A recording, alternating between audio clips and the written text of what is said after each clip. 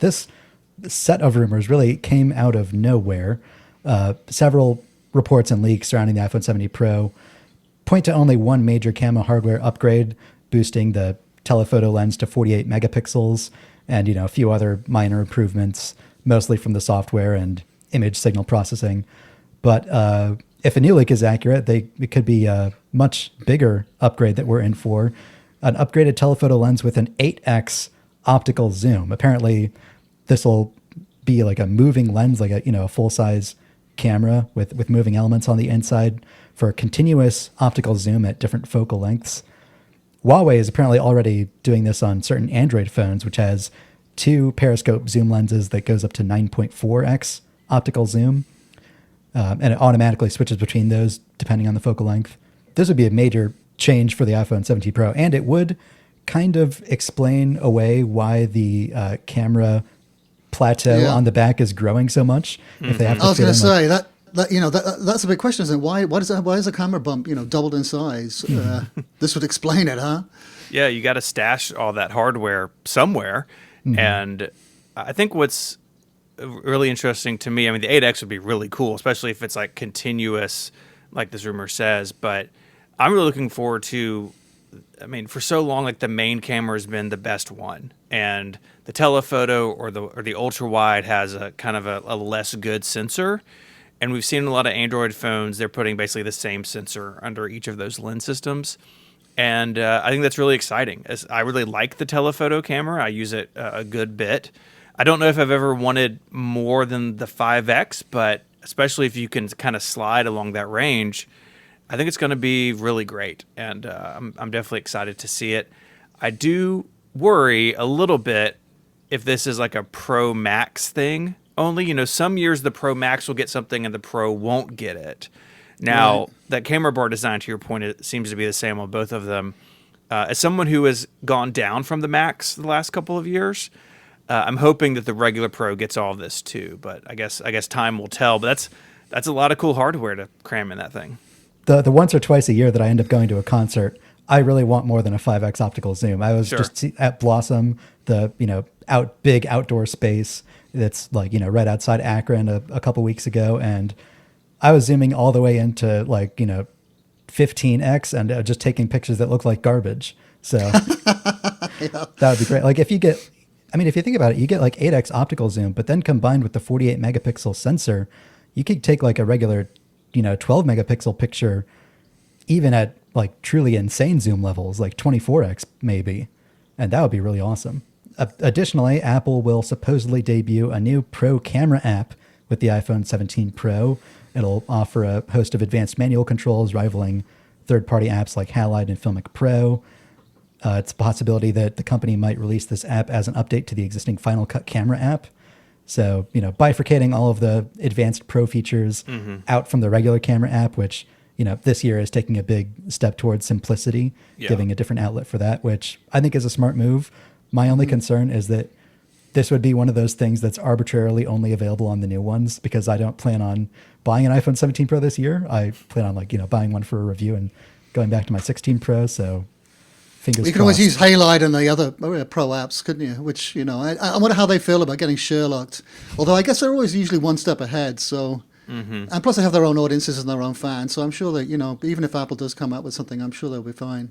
Yeah, I think they'd be okay too. I do think this is really interesting because the camera design in iOS 26, it's really simple. Like they've put a lot of stuff kind of behind more taps and swipes, like a lot of the 26 design language does.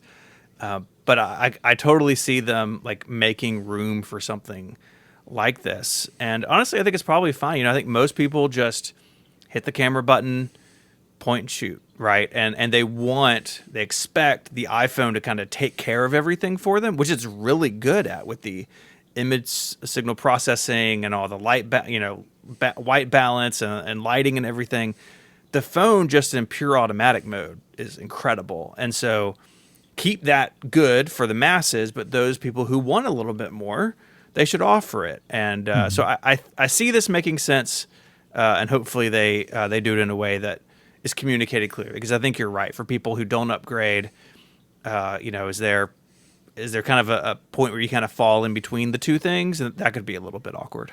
This is where it gets a little off the rails. Lastly, the tipster says the iPhone 17 Pro will include an additional camera control button on the top edge, offering quick access to the camera and its settings.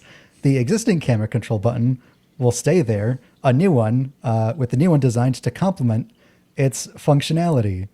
I see you shaking your head. Everyone's shaking their head. Does anyone believe this? No, this feels like a misfire to me, and we haven't. I think it's the first time this has been reported. And like, if you remember, usually with like physical changes to the iPhone, we know about them before the end of July. And like, why would you have two of them? Like, I don't know what the adoption is for camera control out in the world. I know anecdotally, people I talk to, it doesn't seem to be widely used. So I just don't buy this. Yeah, I mean, more buttons. This would be 5 buttons in total, right? I think on the It's outside like of the. all the way around. I mean, imagine this is true for a second.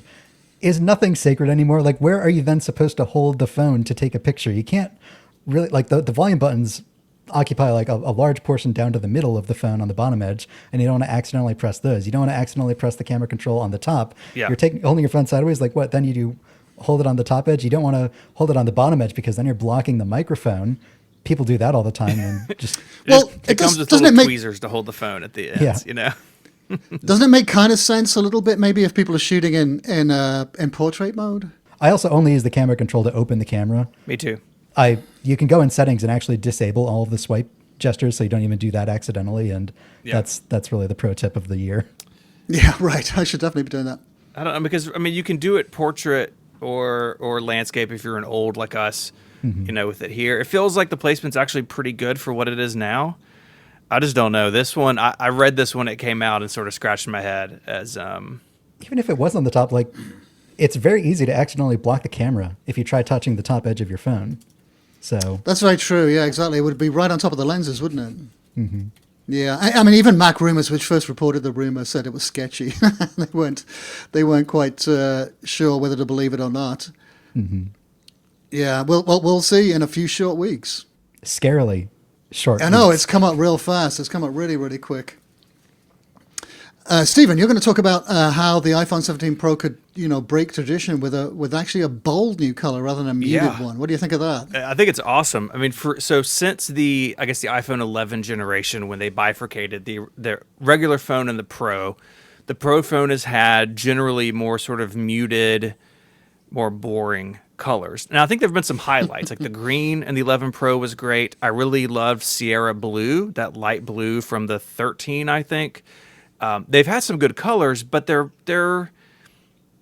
pretty toned down, right? Some of them, it's like, well, that's just like one drop of a different color in silver, right? Very muted, if you will. While the regular phones have had some really great colors. Like my daughter has like a mint green iPhone 12, and it looks awesome. And the current colors, I think, are really good. I mean, one of my testing phones is an iPhone 16 Plus in the aquamarine, and it's great.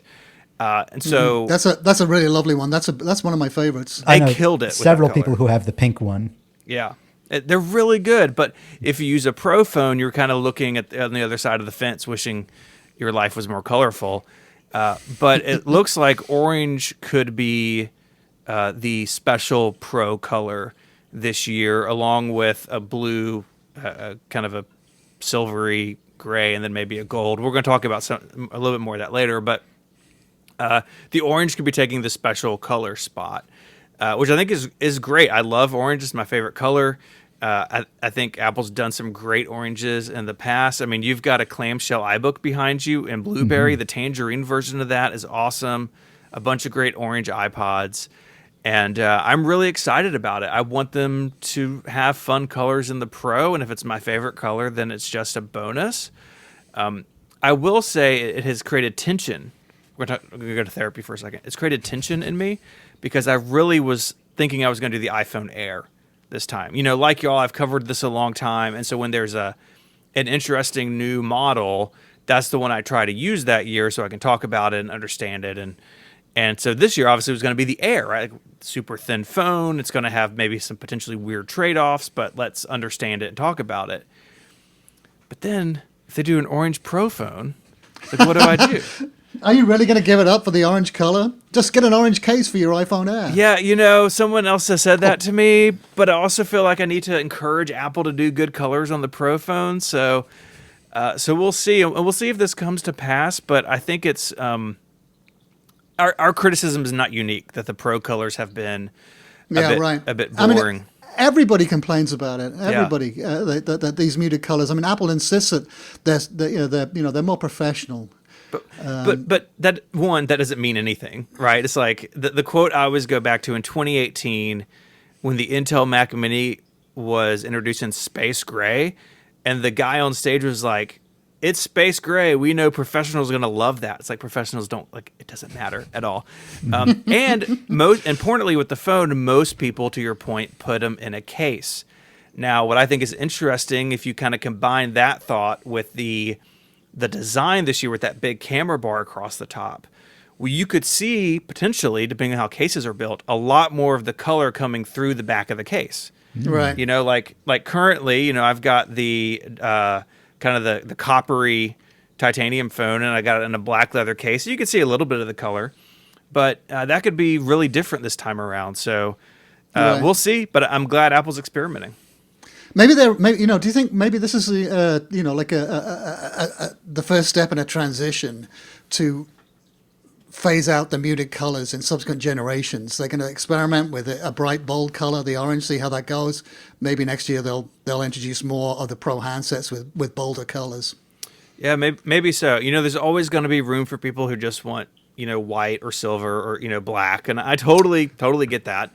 Yeah. But there are people who want a bit more. People, we use these devices as a way to express ourselves in kind of a weird way. Yeah. And they introduced that way back with the iPod back in the day. And that's still true, I think, right? Like, when my daughter got her phone, like she wanted that mint green, like that color spoke to her. And a lot of people shop for phones that way. And so why not have an option on your more expensive phone? It only seems like it benefits Apple, honestly. I feel like Apple thinks the easy way to, instantly recognize a Pro phone from a regular phone is the colors. But from my perspective, it's always been the triple camera instead of the double camera. Yes. And I think leaning into that and making the camera bar giant, which I was initially like, ew, that's going to look terrible. The more I think about it, the more I'm warming up to it. Well, there's a huge science of colors, and I know that Pantone every year releases their color report. They're predicting what the color trend is going to be for the next year, and I believe that a lot of consumer companies, car companies especially, pay very, very careful attention to this. Mm-hmm. Also, interior decoration, appliance makers, stuff like that. I mean, people are looking to see whether a color is predicted next year to take off, and they'll make a bet on it. So I wonder whether Apple, because you don't see a lot of in the cars. I don't know. Is there that difference between high-end cars that are more muted colors and cheaper cars, lower-end cars are more poppy? Pro cars? Is that what you're saying? It's like, I've got, I drive a Toyota, but if I had a Lexus, it's like a Lexus Pro. Right. You're never going to be able to get it in that bright green. That's right. Every car is muted and gray and boring now. That's not... That's a universal thing. And it's interesting. Say. A lot of the car thing is such an interesting analogy. Car companies will do special colors. Like I know I'm a Toyota fanboy. Toyota has a TRD color on their trucks every couple of years. And like the truck I drive is an older TRD color, and they hold their value because of the color. And really? What color is it? It's called Lunar Rock. It's like a gray-green color. And it stands out because it's not white or black, right? Like if I go to the grocery store, it's not bright and, it's not like neon green. It's pretty, it's about like my shirt because it's pretty muted. Well, there you go. It's a little bit different, right? And some people are going to gravitate towards that.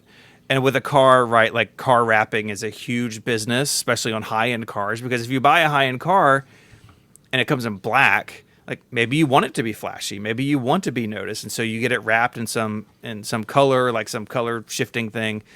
People again expressing themselves through the color of their objects, and I remember when the iPhone XR came out, 6 years ago or whatever. I think they were the best colors on a modern phone, and I was on a XS, which was like stainless steel and glass. It was a beautiful object, but every time I saw a 10R, like went to the store and saw them, was like, man, these colors are so good. Like, how much fun would it be to have a coral iPhone 10R? The blue that year was really nice on the 10R. But I wanted the pro features. I wanted, at the time, the second camera and some of the things that came with that. And so I had to kind of put aside the color choice. And I think you're right. Like, if Apple can find a way to balance all of that, I think it's good for consumers. It's good for Apple. And, I'd say have fun with it. None of us are making these phones. I'm sure it's extremely complicated to make 8 colors of iPhone. Yeah. But if anyone can do it, it's the people in Cupertino, right? Like, they've got it ironed out. And so I really hope this comes to pass. And I think it'd be a fun way to introduce the new design. Like, if there's an orange one, I hope to see that in the ads and the commercials. And I mean, I'd like also for them to bring back the mid-year cycle. For several years they had a new phone color in the spring. Sometimes it was product red. On one iPhone it was like the yellow. Like it was on the regular phone, like a bright yellow. On the 12, it was that wonderful purple color. Yeah, the purple was really nice. And I think there's also room for that. Like, halfway through the year, maybe replace the orange with something else or add something else to it. Like, because people buy phones year round, people like us, people listen to our shows, right? Like, we think about the fall being new iPhone season. But like most people, like my sister-in-law the other day texted me, she's like, hey, I'm going to buy a new phone. Like, I'm not going to tell her to wait to September. Like, she's on like an iPhone 11, I think. Like, it's time. It's like, go get a 15, pick your color, and like you'll be set. And that's how most people shop for phones. And so why not refresh the line with new colors as you go? Just have some fun with it. Apple needs to loosen up a little bit in this department. Well, one thing I noticed with the spy shots, it was the dummy models that were released a couple of days ago.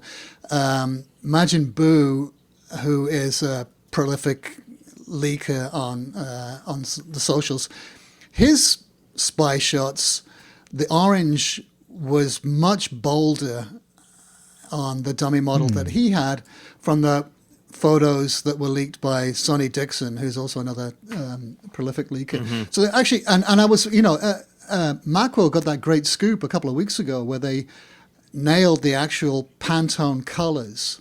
And I thought it would be interesting, and I didn't see anyone do this, but it would have been, I think, maybe interesting to actually sort of see whether that Pantone matched the colors in the dummy shots that got leaked. I didn't see anyone do any kind of a comparison. So I don't know. Is it that in the images that I saw, it was just the camera lens that you could see where the orange, and it's impossible to tell what kind of shade it is really from such a small strip of metal. So I wonder how bold is it actually, that Pantone orange? Did any of you guys see anything about that? Well, it's interesting because the rumor mill got Desert Titanium very wrong. It was expecting like a bronze color, a much darker color, and then it ended up being like, basically silver, but with like a little like drop of gold in it. So yeah. I mean, when you held it up earlier, I didn't even realize that you had the Desert Titanium one. Yeah, Steven, so. we had a bet on Connected that because the rumor was like it was going to be brown, and I was like, if they make a brown phone, I'll buy it. Like, it's just like a eat my hat kind of statement. And so this was close enough where my co-hosts were like, no, you have to get that color. And honestly, under some is that why you got it? Yeah. Because you lost a bet. Yeah, honestly, because I love the natural titanium. I think that's the best color right now. But under some lights, this phone looks pink. Right, and I don't mind it. Like, I think it's really pretty, but when the colors are so muted and like the vibrancy slider just all the way at 0, light really changes how it looks. And I think that may be what's going on in those photos because they do all look a little bit different. The photos also are interesting because some of the rumors have like a secondary like finish, kind of like where a MagSafe wallet would be. And, right, yeah. And those dummy photos, those dummy photos seem to lack that. And so I'm also curious if that's something that maybe was an earlier design that they decided not to do or what happened there. But well, the dummies should be taken with a pinch of salt anyway, because they're probably coming from case makers and third parties, people who have the specs from the supply chain, and I think they're more concerned about the dimensions for case makers and stuff like that, with the exact placement of the buttons and things like that. And actually, that was one of the funny things. I didn't see any of the top button on the dummies. There was no pictures of that, which I think would have been important if that was, if it was coming from those sources. But yeah, I think they're basically guessing. And I would have thought that the colors itself is sort of one of the last things they're going to really strive to get right, although maybe not, because if they're going to be making cases, they probably do want to pay attention to the colors. And like you said, Stephen, with that when they're exposing more in the camera bar of the original color of the phone, perhaps they probably are keen to either match it or contrast it. I will say the renders that I've seen that include the separate panel on the back, with the panel there, the lowered Apple logo looks much nicer, because then it's much more obvious that the Apple logo is centered within like the glass inset panel. When I look at these dummy photos from Sonny Dixon, it's like, well, why is the Apple logo so low? It just looks like it's in the wrong spot. Yeah. Well, remind me, why is the Apple logo so low? Because did they have to move? They had to move MagSafe down into a lower position. I don't think we have a solid explanation for that yet, but I don't know. Another thing that I noticed about these dummies, though, is that, especially in Sonny Dixon's photos, it looks like the shape of the plateau itself, like the edge around it, might be changing a little bit. On the current phones, the plateau sort of like curves up out from the rest of the plane of glass and then has a flat top. Whereas some of these pictures on the iPhone 17 Air, especially, the plateau almost looks like it's a bubble of water like sitting on top of it, like it like a curves piece down of from the liquid top. glass. Liquid glass, yeah. Oh! So I didn't notice that. I got to go take back and have a closer look at those. Yeah. Well, this kind of brings us to our next story, which is there was an iPhone 17 prototype spotted in the wild.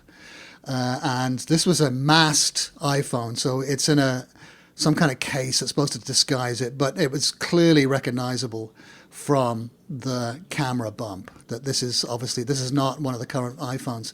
And it was spotted by some ex-user called Skyfops. He spotted this. Did you see where it was spotted? Yeah, that user has LA as their location on X, so that makes sense, okay. right? Apple's got people all over California. Yeah. This guy's got some cool sunglasses and a vest on, so it's definitely California. It is a palm tree in the background, but yeah, this happens every few cycles, right? Where someone gets spotted. People are using these out in the wild for testing and validation. And I would think that if Apple were designing a case to try and disguise the iPhone, you would think they would put just like a dummy flash and LiDAR sensor like near the other cameras so that it's not immediately obvious that it's a new phone, if that's like the one defining feature of the new phones. Well, don't they do that with new cars, don't they? When prototype cars, they try to disguise them with these weird wraps, and they never really they don't really disguise the body shape, do they? That much you can still sort of discern what it looks like. I think in most cases, those seem kind of odd because they don't really, you'd think you put a big box around the thing so you couldn't see it at all. Maybe that's a similar in this situation. But this guy had a security guard with him apparently who tried to block the shot, and that was the weirdest thing about the story that I heard. I mean, because a lot of people was immediately saying, "Oh my God, that poor guy, he's going to get fired." He's out of there immediately. But like Stephen says, I mean, I don't know. I doubt it actually, because this is him doing his job. I mean, the whole reason they're taking them out in public is to test them on the public networks, to make sure that they're performing as expected when out in the wild. And I guess the surprising thing is that more aren't spotted. And maybe it's embarrassing for this guy, but I doubt very much that he's going to get fired for this. In fact, do you remember the iPhone 4 when Gizmodo got hold of the test iPhone in a bar? yeah, And the guy had left it behind. I mean, you'd think that was that. I managed to get hold of the guy a couple of years afterwards, and he was still at Apple. And in fact, I asked him if he wanted to talk about it. Would you talk about the whole incident and about especially the aftermath too? How come you didn't get fired? And he agreed to this, to my great amazement. But then he ghosted me. So I never did get a chance to speak to the guy, but he was definitely still at Apple. And you think, like, if anybody is going to get fired for getting spotted with a test iPhone out in public, they would have been this guy. But apparently he didn't. I think Apple's very sort of forgiving of that kind of thing. Yeah, that's different than a straight up like you're leaking information, right? It feels like there's a bit of a difference there, and I think you're right. I think Apple's forgiving to a degree, and like I'm sure this guy will be fine. He is out there testing the phone, and like to a degree, I think they know that if someone's really paying attention, there might be a chance. But the average person walking by didn't think twice about this guy, right? It's like, oh, he's got two phones. Like maybe that was a little bit weird, but if anything, this guy just got spotted by somebody who's like tuned into this stuff, and that's I mean, what are you gonna do? Like you can't really avoid that. Right, absolutely. In fact, I would have for the security guard. He's the one who really messed up. He deserves to be canned immediately. It's but it's funny that I mean, do you think the rumors this round are more detailed and more precise, that we know more about this lineup than before? I think that was pretty comprehensive last year, right? Too, and maybe even for the year before as well. But every year, there's no surprises. There's nothing to be not known about, at least the physical design, the way the hardware looks. Those dummy units were so detailed and so precise. I mean, it looks to me like they might as well be the real thing. Of course, they could be totally wrong. We'll see. But I believed it. Yeah. Does it feel gross that maybe we're paparazziing the new iPhones and like the Apple employees who are testing them maybe out in the real world a little bit? Yeah, a little bit. Maybe like a little less gross than like photographing like a celebrity just going about their business and printing it in a tabloid magazine. But it is still a little weird to me that we're taking pictures of strangers in public just because they're using a phone. But well, that's the other thing is, camera culture. That I think a lot of people were worried about Big Brother and being spied on, and CCTV cameras and all that kind of stuff. And I think the weird thing has happened is that putting cameras in people's hands has completely changed a lot of things. Yeah. Things like police abuse, all sorts of stuff like that. All these kind of things get filmed. There's no privacy anymore. There's no privacy anywhere. Which is why I don't have a Ring doorbell.